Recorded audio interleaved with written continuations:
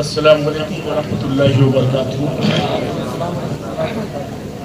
فیضی صاحب آپ دیکھیے آدھی کرسی چلے گی، جنہیں آپ ہی مقصود جلسہ تھے وہ سنا اور اپنے گھر چلے گئے۔ بہر کیا تھوڑی دیر سن لیجیے مجھ کو بھی۔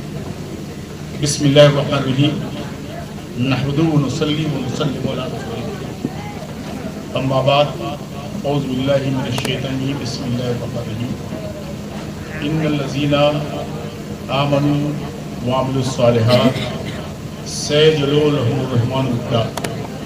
آمنت باللہ سے تلاوت ہے۔ اس محفل کا تعلق حضور خواجہ غریب نواز رحمۃ اللہ تعالیٰ علیہ سے ہے۔ آپ ان کی کچھ سیرت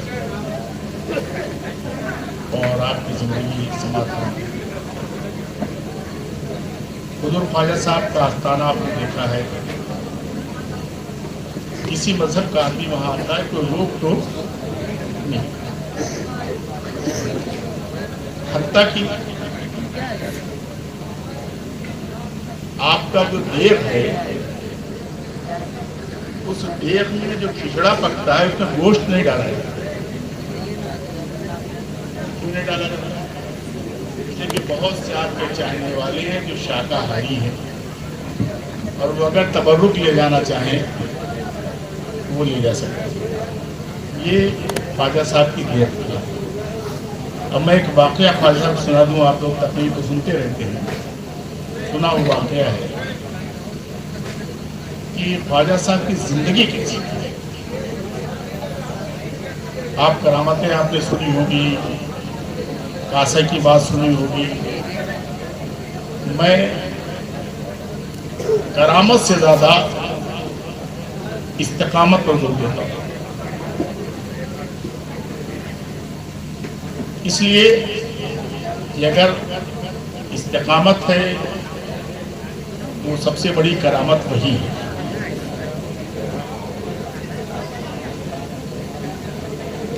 ایک مرتبہ کا واقعہ ہے، بڑے غور سے سنیے گا اس کو، تقریر نہیں یہ سمجھے میں کتاب پڑھ رہا ہوں، میں نے یہ واقعہ سنا ہے۔ حضور خواجہ غریب نواز رحمۃ اللہ تعالی علیہ تنہائی میں بیٹھے ہوئے تھے، زار و قطار رو رہے تھے، زار و قطار رو رہے تھے، اور یہ مسلسل مہینوں چلتا رہا۔ آپ نماز سے فارغ ہونے کے بعد جب اپنی حجرے شریف میں تشریف لے جاتے تو بیٹھ کر تنہائی میں ہوتے، مریدوں میں، خلفاء میں اور چاہنے والوں میں، قلندروں میں ایک شور برپا ہو گیا کہ لگتا ہے ہم سے کوئی خطا ہو گئی ہے، جس کی وجہ سے میرے پیر مرشد جب تنہائی میں ہوتے ہیں تو روتے ہیں۔ لوگوں نے جا کے پوچھا کہ حضور رونے کا سبب کیا ہے؟ اگر ہم سے کوئی کمی ہو، ہم میں کوئی کمی ہو تو بتائیں، کچھ خدمت میں کمی ہو، کچھ خانقاہ کے کاموں میں کمی ہو تو آپ مجھے بتائیں، ہم لوگ دور کریں۔ فرمایا نہیں، تمہارا کوئی اس میں معاملہ نہیں ہے، مگر مسلسل آپ کا رونا جاری رہا۔ سنیے بڑے غور سے بات کریں، بہت نعرہ لگاتے ہیں غوث پاک کو، خواجہ صاحب کو سنیں۔ جب آپ کا رونا بند نہیں ہوا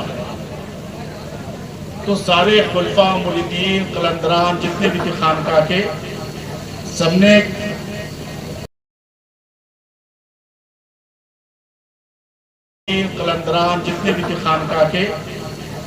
نے آپس میں گفتگو کی، کہا سب کے سب چلیں گے حضور کی بارگاہ میں، اور جب تک یہ پتہ نہ چل جائے، حضور فرمانا دیں کہ رونے کا سبب کیا ہے، تب تک اس گھر سے اٹھنا نہیں، اس محفل سے اٹھنا نہیں۔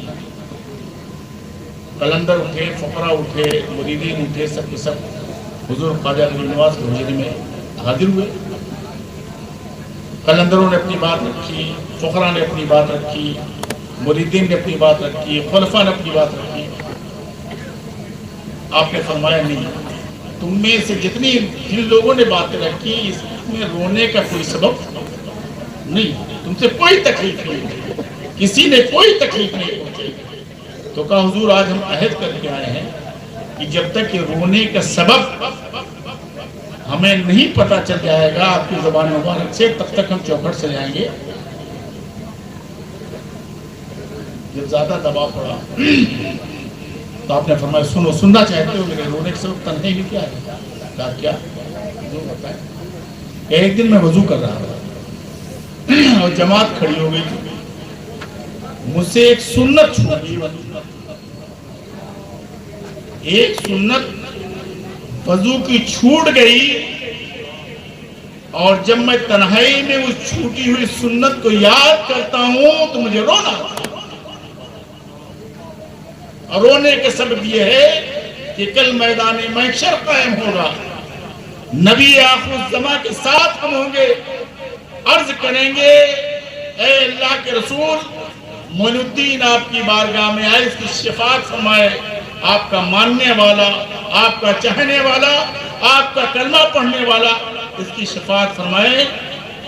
تو کہیں پلٹ کر نبی کریم نے یہ نہ کہہ دیا ہے معین الدین تو میرا کیسا ماننے والا تھا، تو میرا کیسا چاہنے والا تھا، تو اپنے دعوے میں جھوٹا ہے، ایسی کون سی محبت کہ تو میری سنت بھول گیا۔ آپ نے دیکھا،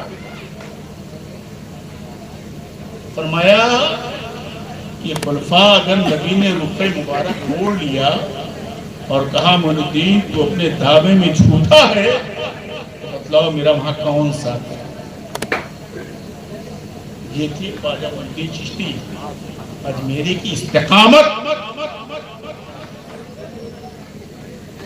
اور انہی کے بارے میں فرماتا ہے اللہ ان الذین آمنوا وعملوا الصالحات سیجعل لهم الرحمن ودا، جو ایمان کے ساتھ ساتھ اچھے کام کرے گا تو ان قریب اس کی محبت اللہ تعالیٰ لوگوں کے دلوں میں ڈال دے گا۔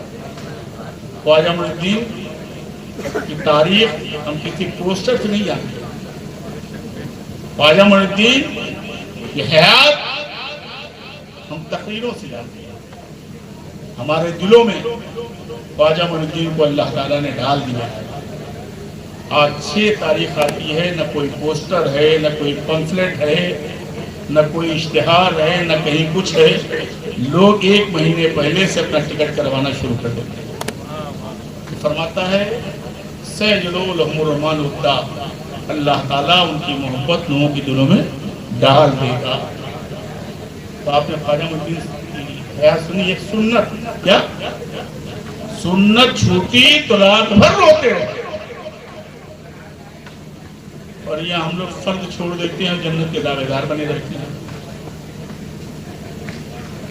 بس یہ محفل اسی پہ ختم کرتے ہیں۔ اللہ تعالیٰ ہمیں سیرت خواجہ غریب نواز پر عمل کرنے کی توفیق عطا فرمائے۔ مجھے میں نے یہ بیان کر دی کہ خواجہ صاحب پر کوئی بات ہی نہیں ہے، تو میں نے کہا بھائی میں اس کو پورا کر دوں۔ السلام علیکم۔